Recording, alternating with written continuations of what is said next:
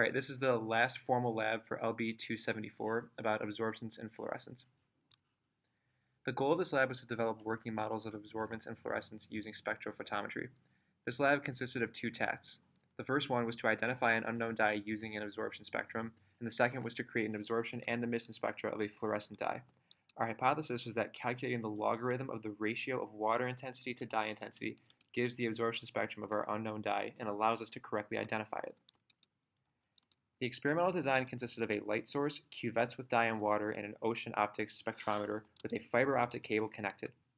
To get the intensity of dye and fluorescein, the light was shined through the cuvette directly across from where the fiber optic cable was. This data could then be used to calculate absorbance. To get the fluorescence of the molecules, the light was directed perpendicularly to the fiber optic cable to ensure no direct light would get through it that wasn't the emission from the fluorescein. This is also why the lights were off in the room, so no extra light would be seen other than the emission from the molecule. Here are the models of our experiment. As a certain wavelength of light shines on the sample, some will get absorbed and some will shine through the other end. Transmission is therefore defined as the intensity of light of a particular wavelength that does not get absorbed by the sample. You can calculate absorbance by using the logarithm of the ratio of the initial intensity to the transmitted intensity. If the sample is capable of fluorescing, then the light that is shown on the sample will excite some of the electrons in the sample to higher quantized energy states. As these electrons fall down their ground state, they will emit light of a wavelength that is different from the source light. This is fluorescence. An important distinction of applying this model to experiment is that we use the IO for water for the I of water. So we can use the I of water as our initial intensity for whatever sample we are trying to calculate the absorbance for. This may be a potential source of error because we assume that all of the light that passed through the water was transmitted. Our data showed that when comparing to the original dye, the orange dye, to the known absorbance spectra, we found that our dye to be most similar to the Sawtelle dye. In these graphs, the y-axis is representative of the intensity, and the x-axis is the wavelength in nanometers. We found our dye to be the Sawtelle dye because the peak wavelength of our dye was approximately 500 nanometers, and this is where the Sawtelle dye had a similar peak in its absorbance spectra.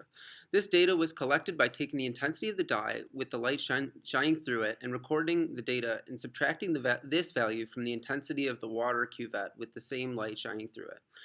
The absorbance of the dye was then found to be by taking the log of I naught, which is the water, over I, and plotting it against the wavelength. On the right, we have the fluorescein absorbance graph, which was found in a very similar way as the Sawtelle dye graph, and the plots on the left, however, have the fluorescein emission spectrum laid over on top of the absorbance spectrum of fluorescein. The dots on the right, the top right graph that are under the x-axis are representative of taking the log of a number that was less than 1. Our emission spectra was slightly higher than what was seen in the sample given to us, and this is because the scale factor was not exactly on point to what it should be. But it's really an ambiguous value, and the overlap is what matters. When answering the questions that were in the lab report, the first question was, how is the spectroscopies identify an unknown sample using the absorption spectra? And we said that spectroscopists can compare the unknown sample to the known absorbance spectra and match the spectra.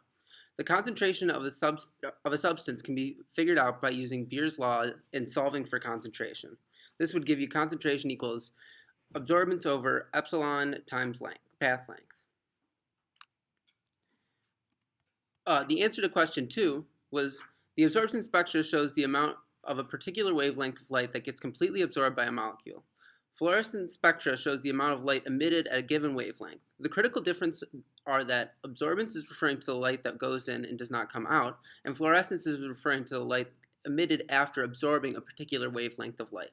Absorbance is very useful in chemistry to understand the concentrations of certain chemicals throughout a reaction. Fluorescence is useful in biology, as the example on the right shows, because we can add proteins that will attach to particular surfaces and fluoresce under certain circumstances, and this can be used in the medical field for diagnostics purposes. Questions for the third question on the lab report, the answer to A was a certain wavelength goes in, this will elevate the molecule to a higher energy state. When it drops in the higher energy state, a wavelength comes out which is higher than the wavelength that went in. This is because it takes energy to elevate the molecule to a higher energy state. And since energy is inversely proportional to wavelength, we are losing energy. We must increase our wavelength. B, yes, the energy is still conserved, it just loses when it oscillates at a higher energy state.